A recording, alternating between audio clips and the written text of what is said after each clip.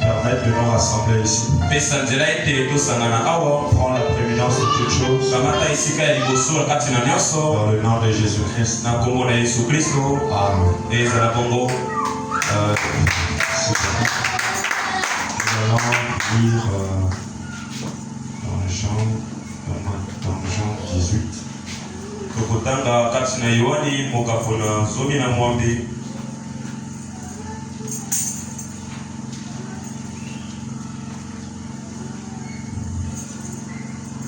Jean 18 à partir du verset 1. Lorsqu'il eut dit ces choses, Jésus alla avec ses disciples de l'autre côté du torrent de Cédron, où se trouvait un jardin dans lequel il entra, lui et ses disciples. Judas qui le livrait connaissait ces lieux, parce que Jésus et ses disciples y étaient souvent réunis. Judas donc, ayant pris la cohorte des huissiers, convoyèrent les principaux sacrificateurs et les pharisiens, vinrent là avec des lanternes, des flambeaux et des armes. Jésus, sachant tout ce qui devait lui arriver, s'avança et leur dit: Qui cherchez-vous? Il répondit: Jésus de Nazareth. Jésus leur répondit: C'est moi. Et Judas qui le livrait était avec eux. Et lorsque Jésus leur dit: C'est moi, ils reculèrent et tombèrent par terre. Amen. Vous pouvez vous asseoir.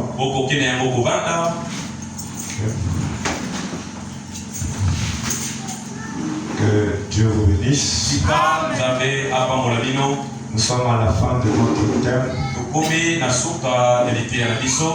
Le thème parle sur la dernière œuvre de Christ sur la terre.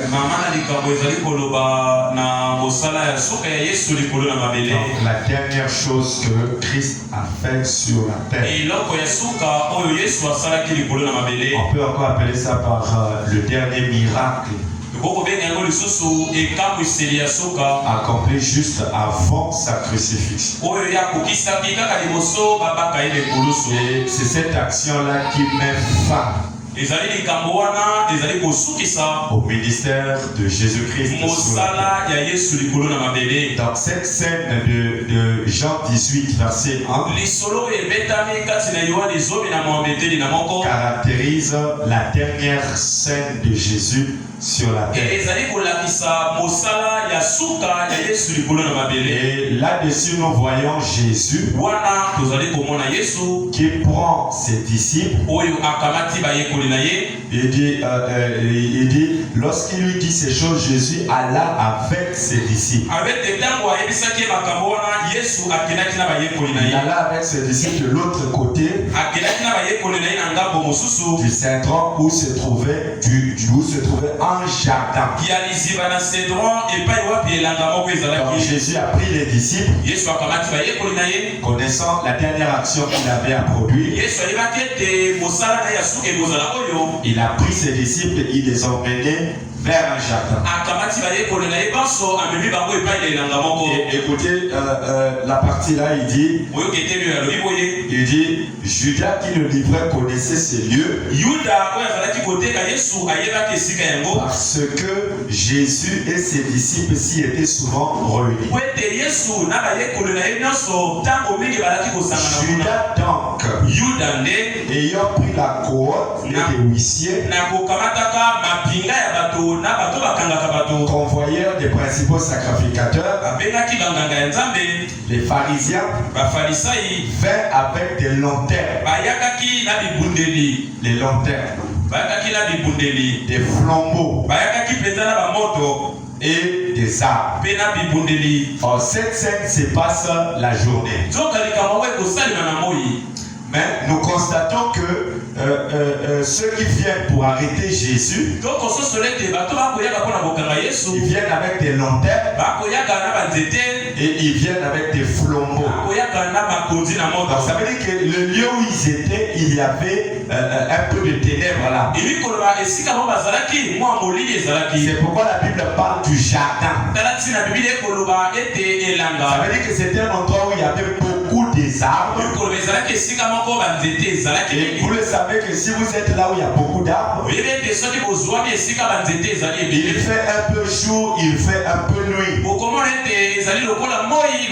Parce que les feuillages vont couvrir l'espace. Et à cause des feuillages, vous n'aurez pas trop la clarté de la journée. Alors dans ce jardin-là, il était donc difficile de connaître s'il faisait jour ou il faisait nuit. Parce que le flambeau, on vient avec ça normalement que la nuit.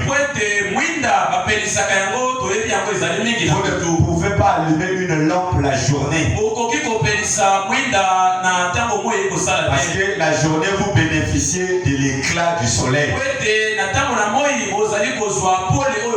Et donc là, vous comprenez avec moi que ce lieu-là était quand même un lieu obscur. C'était un lieu obscur malgré l'éclat de la journée. Donc retenez en première partie que Jésus a pris ses disciples et il les a emmenés dans un jardin pour accomplir sa dernière action sur la terre. Et dans ce jardin, il y avait un prétoire. Il y avait beaucoup d'arbres. Et la présence des arbres empêchait la pleine manifestation de la lumière. Donc les feux qui étaient là couvraient l'espace. Donc il y avait un peu d'obscurité qui était là. C'est là que Jésus emmenait ses disciples pour la dernière action. Et vous allez voir avec moi que pourquoi il a préféré les emmener dans un jardin. Chaque chose existe pour une raison. Et la raison pour la chose, toute chose existe. Nous avons intérêt d'essayer de voir ces raisons-là. Est-ce que vous êtes avec moi? Donc il y a des raisons pour lesquelles ces choses-là existent. Amen. Amen. Alors regardez la raison pour laquelle le maître emmène les disciples vers un jardin. Et ce jardin est frappé par l'obscurité due à la présence des arbres. Donc ça veut dire que dans ce contexte du jardin, il y a un peu d'obscurité qui est rattachée à ça. Parce que le lieu avait un peu d'herbe. Avait un peu d'obscurité, j'allais dire. Alors le fait qu'il y avait un peu d'obscurité, nous comprenons que le mot jardin est lié. Derrière le mot jardin est lié le mot obscur. Donc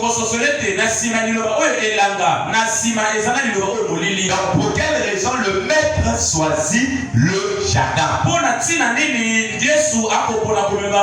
Parce que la première action qui a eu lieu sur la terre s'est passée dans un jardin. Et cela a été appelé le jardin. Donc comme si lui il est l'alpha, il est l'oméga. Donc les mêmes choses qui ont été au commencement doivent être les mêmes à la fin. C'est pourquoi il les emmène dans un jardin. C'est parce que c'est dans le jardin qu'il y a eu la première séduction. Et la deuxième raison du jardin. Donc, la première raison, c'est celle de la première action qui s'est produite sur la terre. Cela a été lié au jardin. La deuxième action, c'était lors de l'événement de la pleine idolâtrie.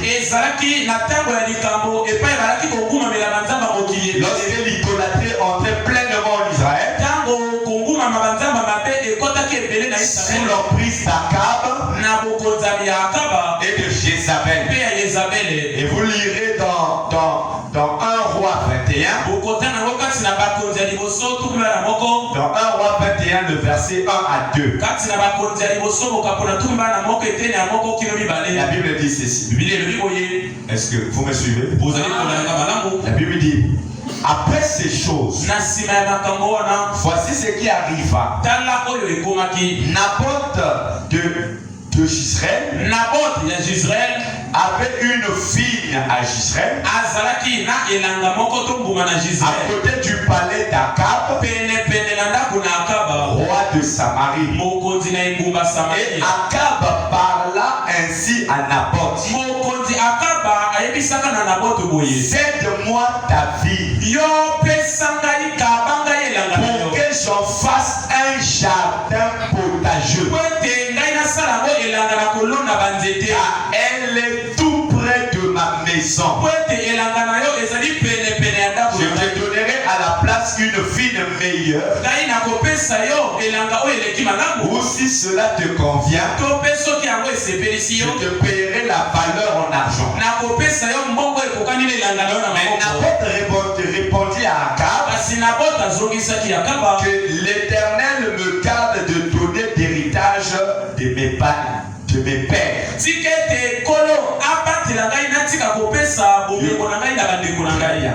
l'Éternel me garde de te donner l'héritage de mes pères. Alors là, vous allez voir que Akab était attristé dans son esprit. Akab a aimé la maison de Naboth. Il a aimé la vigne de Naboth.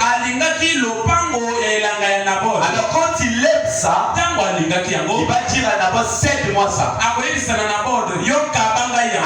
que j'en fasse un jardin potageux. Donc le mot jardin apparaît à nouveau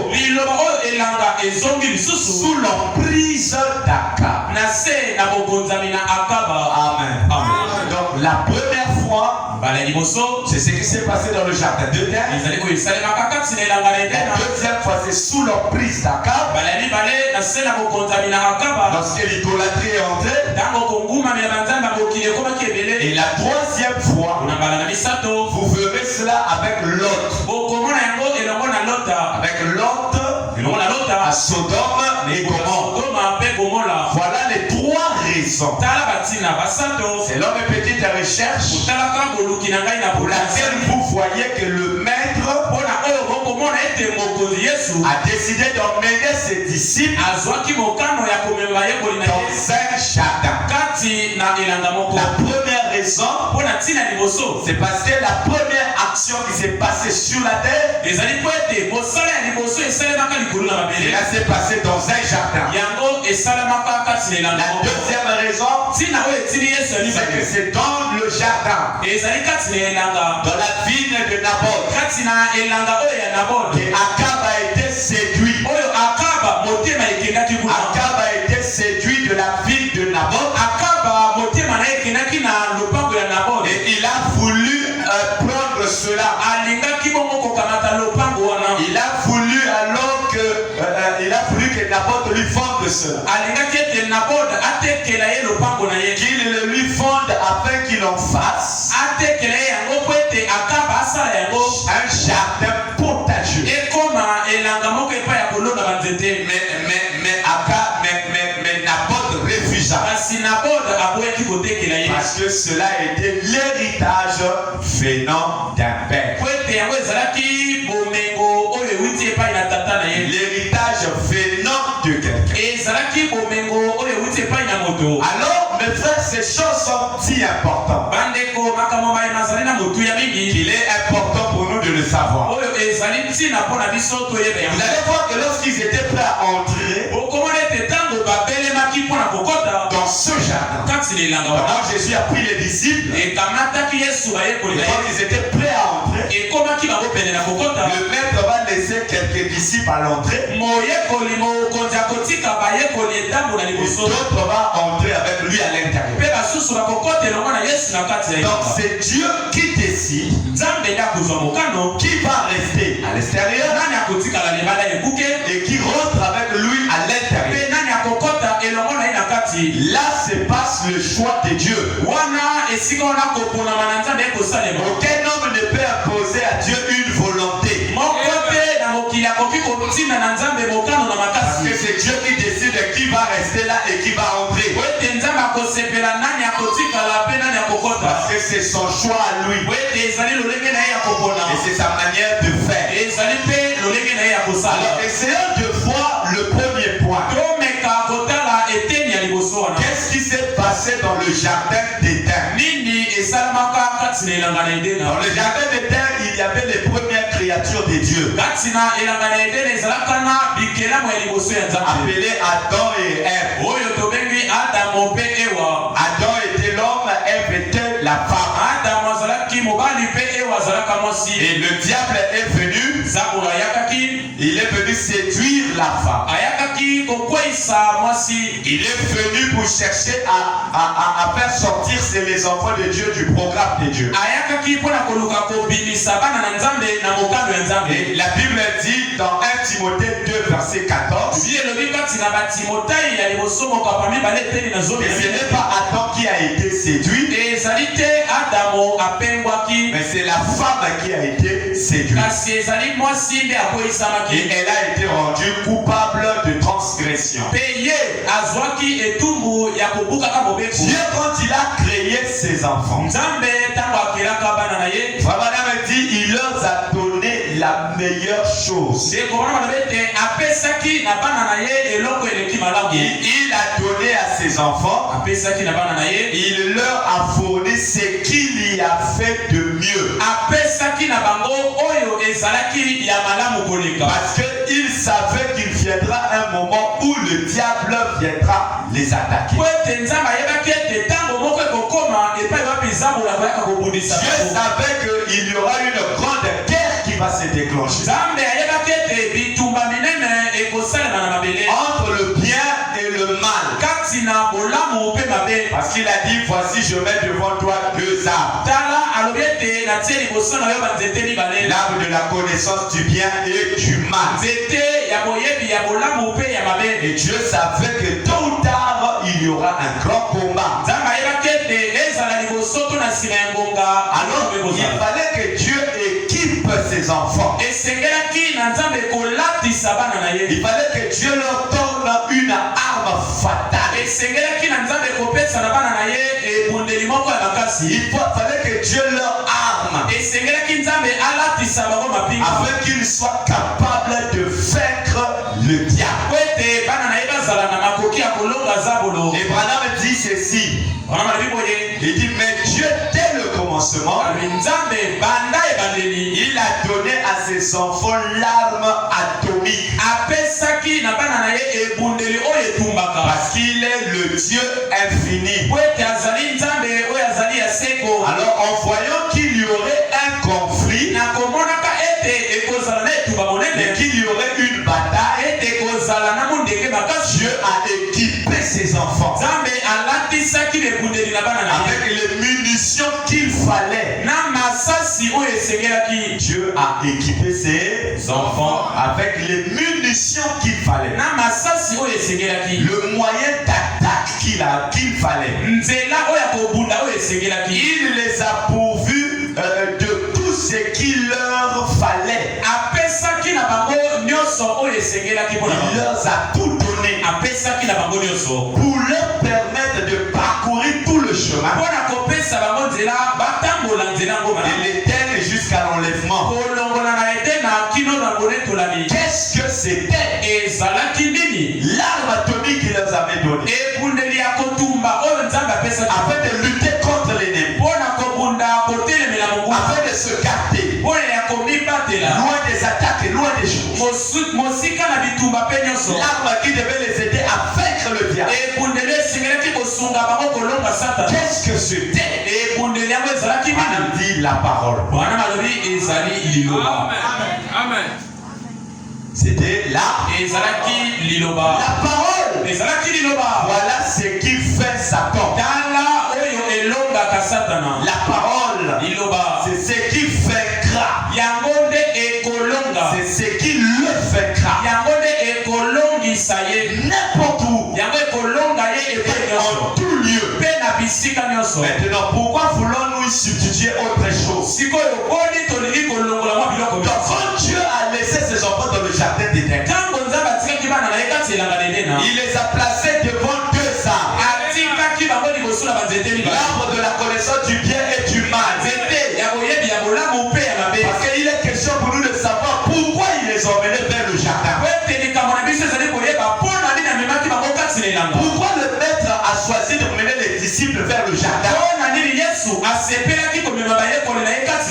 parce que dans le jardin là-bas, quand il avait créé les premiers êtres humains, il les avait donné une arme puissante. Parce qu'il savait que bientôt le diable viendra. Il a équipé ses enfants.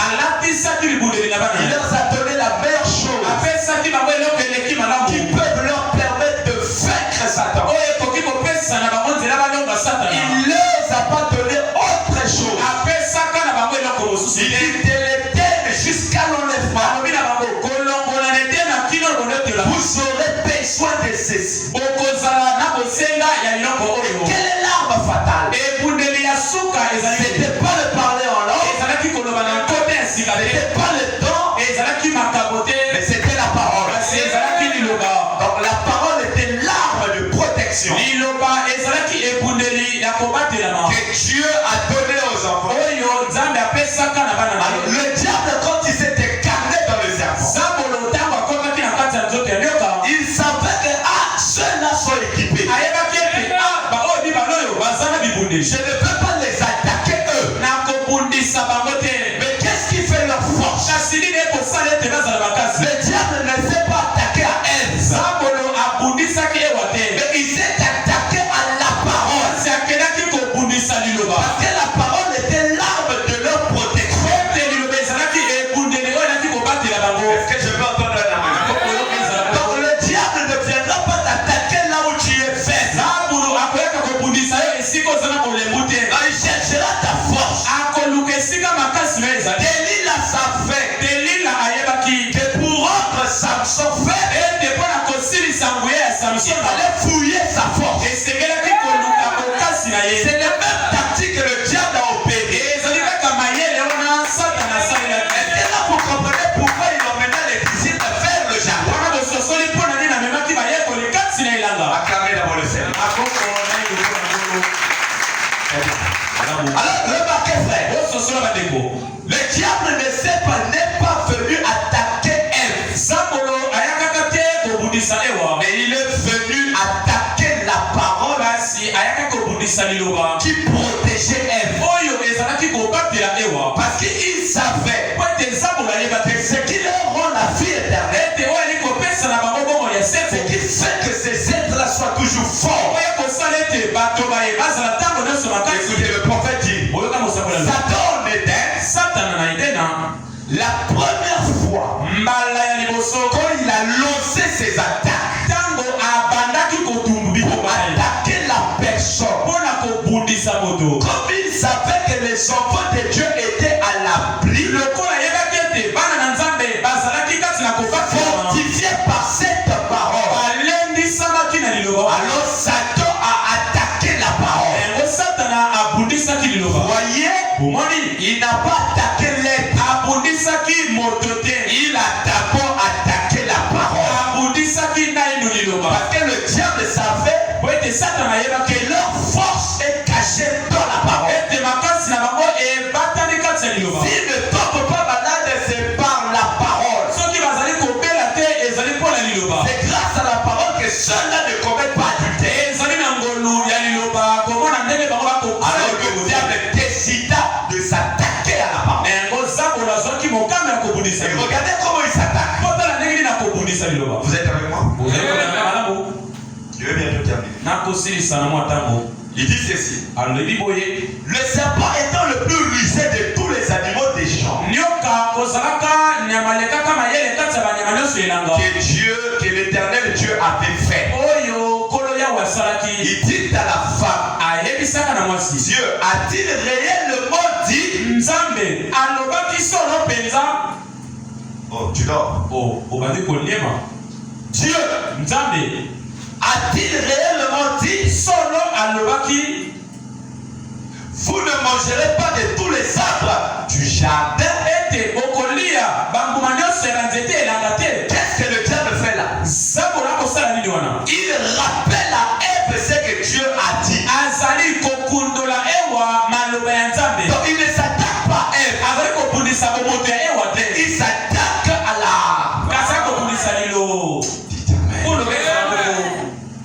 La femme répondit au serpent, nous mangeons du fruit des arbres du jardin. Mais quant au fruit de l'arbre qui est au milieu du jardin, Dieu a dit, vous ne mangerez point et vous n'y toucherez point, de peur que vous ne mouriez. Alors le serpent dit à la femme, vous ne mourrez point. Vous voyez que là, il ne s'est pas attaqué à la femme. Il dit, la parole dit que vous allez mourir, mais moi je vous dis que vous ne mourrez point. Il s'est attaqué à la parole. Parce que la parole était leur seul lieu de fortification. Le seul endroit qui leur donnait force, c'est la parole. Amen. Le seul endroit qui nous donne la force, c'est la parole. Amen. Amen. Donc vous remarquez que quand tu viens s'attaquer, il dit vous ne mourrez point. Mais Dieu sait que le jour où vous en mangerez, vos yeux s'ouvriront et que vous serez comme des dieux, connaissant le bien et le mal. Mais est-ce qu'ils avaient besoin de connaître le mal? Parce que dans le jardin d'Éden, ils étaient gouvernés que par le bien. Ils ne connaissaient pas le mal. Amen.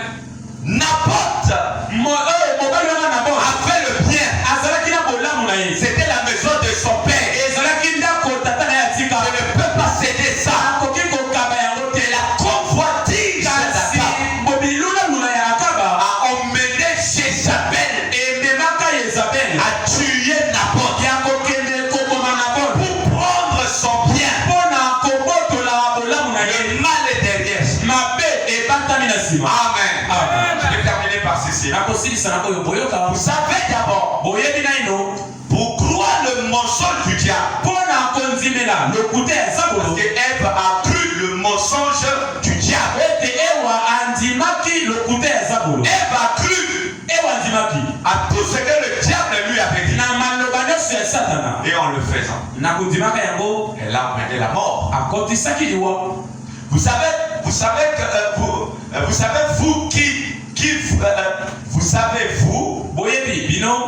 mais savez-vous qu'il vous faut d'abord passer outre? Pour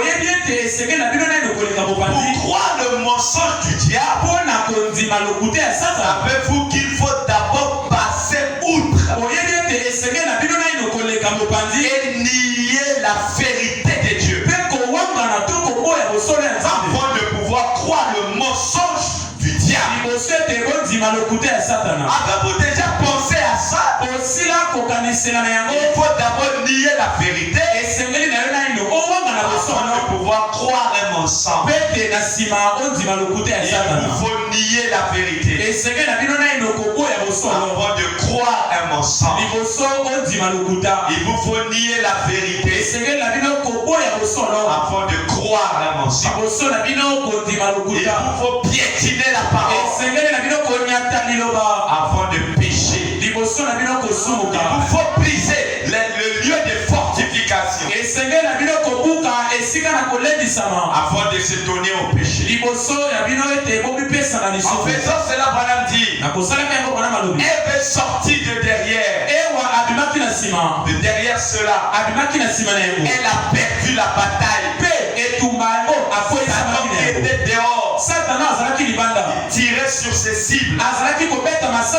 Il a tiré de nouveau. Alors il a tiré de nouveau. Il s'est pris d'une autre manière. Mais le Seigneur a dit, donc Ève se promenait dans le jardin. Elle a rencontré le serpent, un personnage de manière très raffinée. Il était de l'autre côté.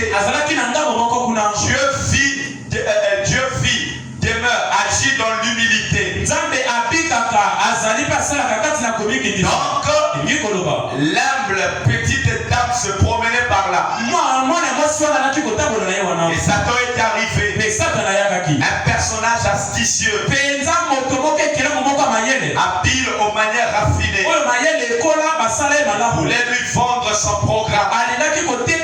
Voulait lui vendre son programme. Peu importe combien Satan pouvait rôder. Donc qu'elle restait derrière cette parole.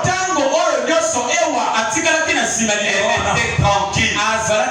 Alors Satan peut bien tout faire. Satan peut bien faire tout ce qu'il veut. Vous tenez son à la parole. Tout ça ne change absolument rien. S'il dit et tu es malade, dites-lui par ces meurtrissures je suis guéri. Il dit tu vas mourir. Dites-lui il me ressuscitera. Il l'a promis.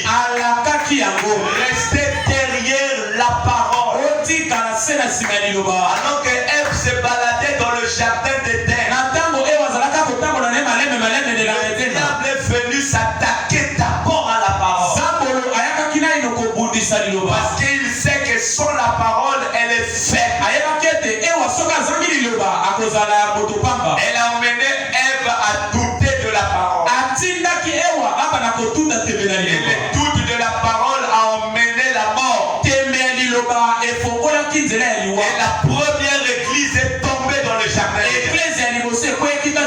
Parce que la femme veut dire l'église. La première église est tombée dans le jardin de Dieu. C'est pourquoi Jésus vient dans un jardin pour vous dire que l'église était tombée là. Jésus est venu dans le même jardin pour remonter cette église là. Vous dites un amen. La première église est tombée. Elle est tombée dans le jardin d'Éden. Et Adam aussi a accepté de tomber pour racheter son église. Pour racheter Ève. Adam n'était pas obligé de le faire. Parce que le diable n'avait pas séduit Adam. Et le diable avait séduit Ève. Et vu que Ève était une partie d'Adam, c'est alors que Adam volontairement accepta aussi de tomber. Et ça, c'est ce qui s'est passé dans le jardin d'Éden. Qu'est-ce qui s'est passé dans le jardin d'Éden? C'est là que les premiers fils et filles de Dieu ont défié le mur de la parole. Lorsque le maître les a créés, il les a placés derrière la fortification prédication de la parole. L'arme la plus puissante qu'il les a donnée pour vaincre le diable, c'était la parole. Il dit, tant que vous mangerez de cet arbre, sachez-le que vous vivrez. Restez derrière la parole. Et votre vie est garantie. Et quand le diable vient, il va s'attaquer non pas à Ève. Il s'attaque à ce que Ève croit. Et en attaquant la parole, il a vendu le programme à Ève. Tu ne mourras point. Va manger. Tu seras comme Dieu. Fais-le. Il a vendu le programme. Ève a accepté le programme. Alors la mort est entrée. Le péché est entré. La désobéissance est entrée. Le vieillissement est rentré. La tombe est rentrée. Mais tout a commencé dans le jardin. C'est là que Ève est tombée. Adam aussi est tombé avec. Quand le second Adam vient, lui qui est le Seigneur Jésus-Christ, lui qui est la parole faite chair, la parole qui couvrait Adam et Ève, s'est incarnée dans un homme. Et quand le diable est venu l'attaquer, Frère me dit que Jésus avait tout le pouvoir. Il pouvait le tabasser par la puissance. Il n'a pas utilisé sa puissance. Il a utilisé l'arme du début. Le diable est venu le tenter comme il a tenté Ève. Il a dit, est-ce qu'il si tu es réellement le Fils de Dieu, transforme ces pierres en pain. Parce qu'il savait que l'homme ne vivra pas du pain, sauf qu'il s'adressait à l'auteur de la parole. C'est là où la parole a répliqué. Le diable lui a dit, il est écrit. Jésus aussi a dit, il est aussi. Dieu, frère, me dit que Dieu utilisa l'arme pour vaincre le diable. Et il dit, la parole va vaincre Satan. À n'importe quel moment. C'est pourquoi un vrai prédicateur doit vous ramener derrière la parole. Parce que la seule chose qui va vaincre Satan, c'est la parole. Donnez un amen de vivant. Il est écrit que si tu te jettes, avant que tes pieds ne heurtent contre le sol, les anges te porteront. Là, il répétait puissance 92. Et Jésus aussi lui répond.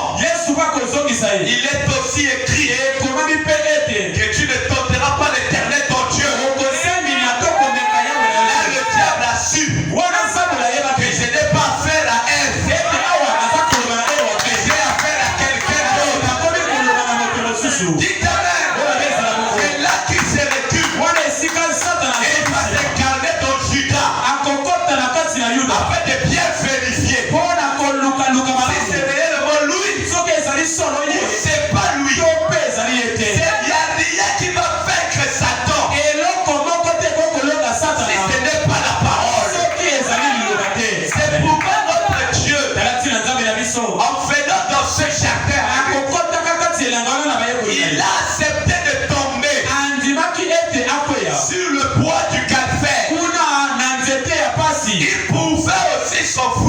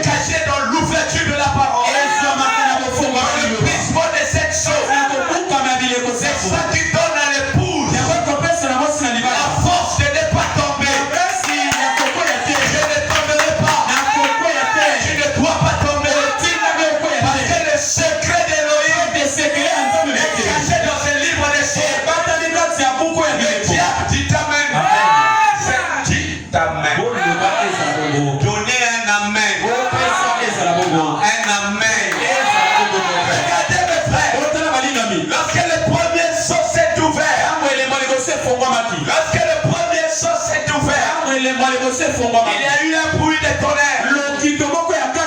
L'ange a dit viens voir. Jean est allé voir le mystère.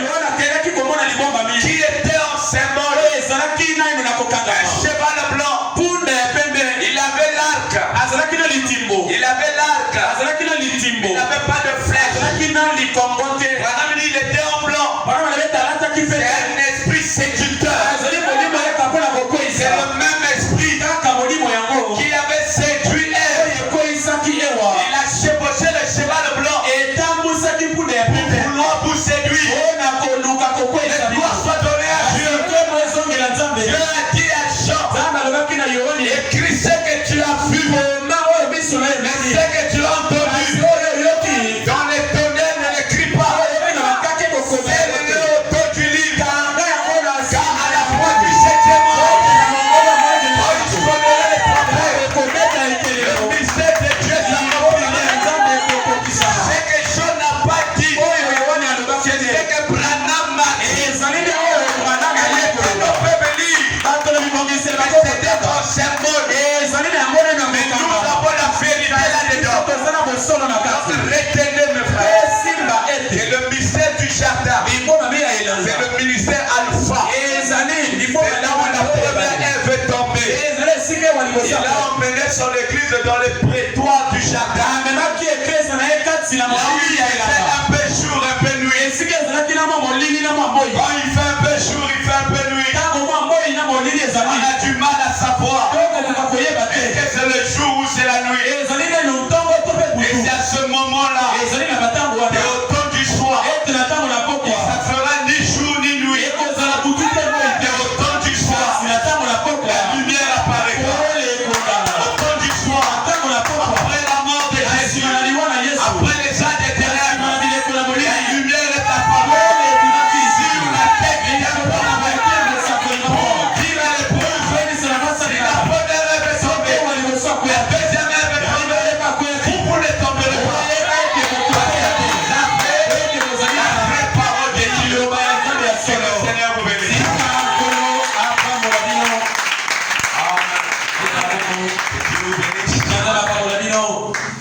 Nous avons fini. Acclamons le Seigneur.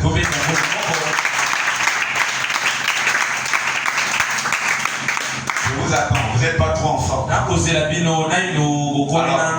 allons nous lever.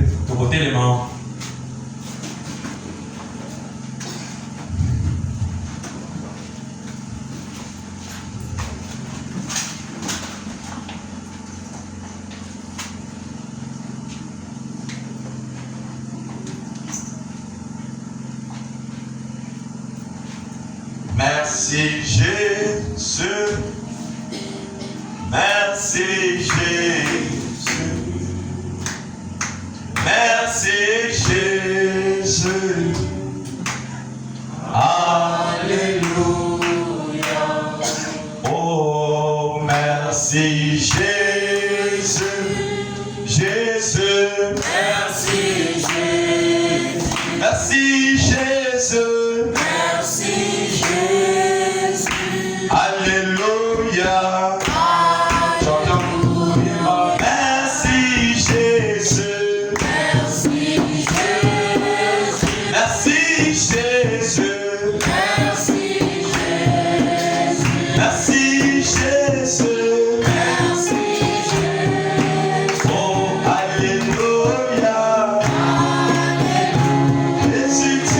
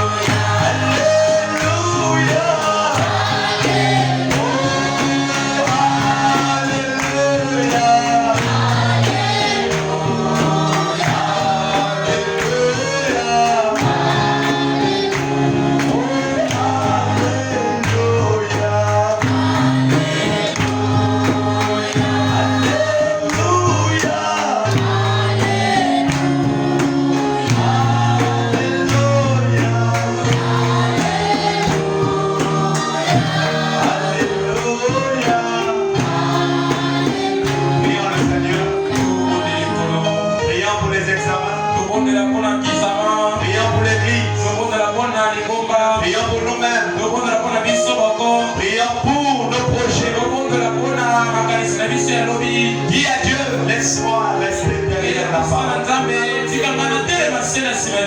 Les enfants, tu les avais mis derrière la parole. Le diable ne pouvait pas les avoir. Parce qu'ils étaient fortifiés par le mur.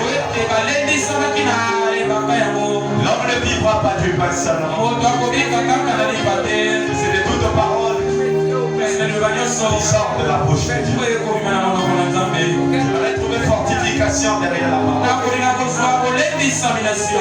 Le diable ne peut pas m'avoir. Le diable a attaqué Ève. Il a attaqué la parole qui a pillé Ève. Il a attaqué la parole parce que c'est elle qui empêchait Adam et Ève de reconnaître leur nudité, de reconnaître leur erreur. C'était la parole qui les couvrait. Seigneur, ne permets pas que le diable puisse arracher la parole que tu sèmes dans mon cœur. Parce que c'est l'arme la plus puissante. La seule arme qui me fait que le diable, qui a fait que Satan, c'est la parole. Donne à mon cœur la parole, Seigneur. Je veux sortir la parole. Oh Dieu vivifiant dans ma vie. Je veux sentir la parole. Je veux sentir que je suis dans la parole. Que ce jour-là vous connaîtrez. Que je suis dans mon Père. Le Père est dans moi. Il est dans moi. Et moi je suis en lui. Je veux sentir dans mon cœur la parole. Je veux sentir la parole dans mon cœur. Gloire à toi, Seigneur. Je veux voir la parole s'exprimer dans ma vie. Oui, c'est ça que je veux, mon Dieu, mon roi. La parole s'exprimer. Je veux voir ma vie devenir la parole. C'est la parole qui a vaincu Satan. Je crois que si je suis la parole, je peux le vaincre aussi. Je peux vaincre la tentation. Je peux vaincre la haine. Je peux vaincre toutes choses. Jésus, tu es digne. Cette parole, Seigneur.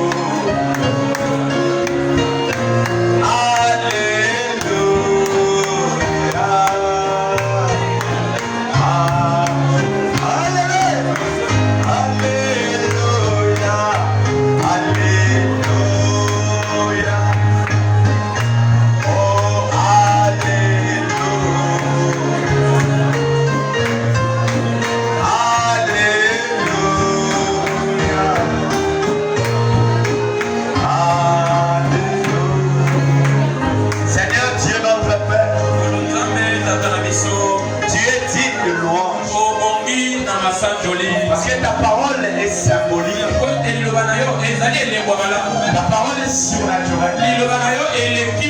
Cette parole est réellement la vraie parole. Quelle joie quand nous la lisons par les yeux du prophète. Seigneur, c'est merveilleux de voir que tu as pris tes disciples pour ta dernière action sur la terre. Seigneur, je peux imaginer, je peux voir que le premier miracle, c'était l'eau que tu avais changé en vin. Les hommes naturels dépourvus des chaînes spirituelles n'ont pas saisi quelle est la pensée là-dessus. Mais par les yeux du prophète, j'ai compris que le seul qui change, ce n'est que toi seul. Tu es venu pour changer la mort à la vie, la maladie à la bonne santé, la pauvreté à la richesse, du païen en un chrétien. C'est pour cela que tu as fait ton premier miracle. C'est pour donner un message à la terre. Et le seul qui peut changer l'homme, il est sur la terre. Et la dernière œuvre, tu as pris tes disciples, tu les as emmenés là dans un jardin, là où il y avait un prétoire, là où il y avait plein d'arbres, l'obscurité était là. Tu as mis quelques-uns devant. Tu es rentré avec Pierre, chaque Jean. Seigneur, c'est toi qui places. C'est toi par ta pression qui s'est placé l'homme à sa place. Seigneur, place mon frère. Emmène-nous là où tu nous as mis. Donne-nous ce que tu nous as réservé. Seigneur, nous sommes heureux de t'avoir. Parce que tu nous as dit, oh Dieu, que la première scène qui s'est passée sur la terre, elle a eu lieu dans le jardin. Et la dernière, avant ta mort, est produit dans un jardin. Pour montrer, Seigneur, que dans le jardin d'Éden, tu avais mis ton peuple derrière la parole. Tu leur avais donné l'arme pour vaincre le mal. Et tu savais que les conflits viendront, les batailles viendront. Alors tu les as placés derrière une arme, quelque chose qui peut leur fortifier. Oh, je peux voir alors, enfin le peuple de la parole, quand il parlait, des choses arrivaient. Je peux voir Ève, la beauté d'Ève était proportionnelle avec ton phénomène de la parole. Il ne connaissait pas la mort, il ne connaissait pas le chagrin, parce qu'ils étaient fortifiés par la parole. L'arme la plus puissante. Et le diable est venu s'attaquer à la parole. Et Ève a été vaincue. Mais quand cette parole, cet arbre de vie qui était dans le jardin, s'est fait chair. Le diable est venu essayer. Et il a trouvé quelque chose. Quelqu'un qui pouvait dire, il est aussi écrit. Mais on met cet écrit à un niveau que chacun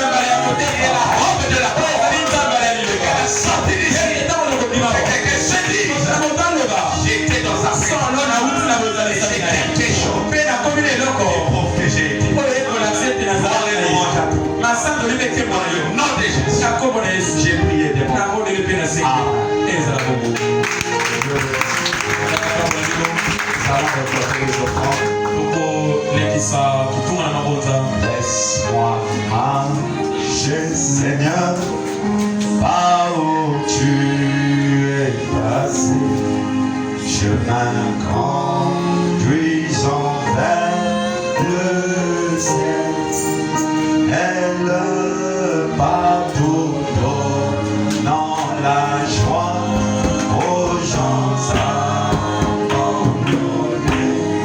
Remplis-moi chaque jour, remplis-moi chaque jour.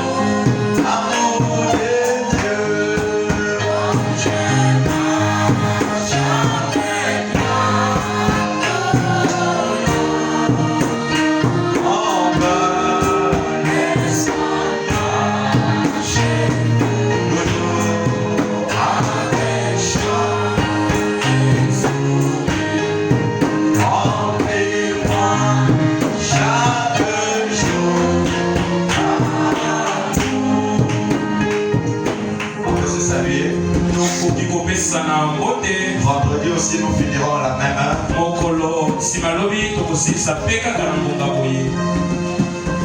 Faites un effort de venir à temps. La partie la plus importante, c'est celle-là. On peut sortir.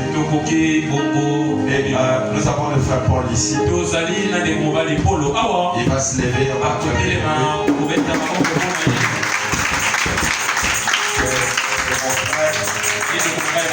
Un fils de Dieu. Je l'avais invité un jour à Lunda. Le diable a voulu l'empêcher. Un fils de Dieu ne peut pas être retenu. Je suis très heureux de le voir. Que Dieu te bénisse. Tu vas revenir. Le frère Pétrolor va te conduire dans mon bureau.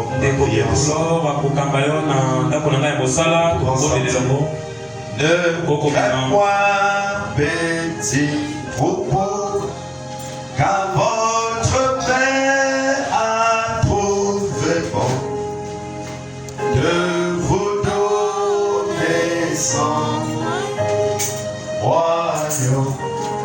Ne crains point,